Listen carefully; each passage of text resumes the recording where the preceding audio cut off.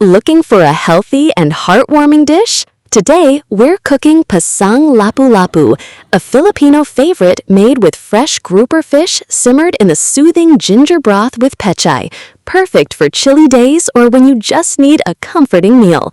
But first, hit that subscription and notification bell for more mouth-watering Filipino foods.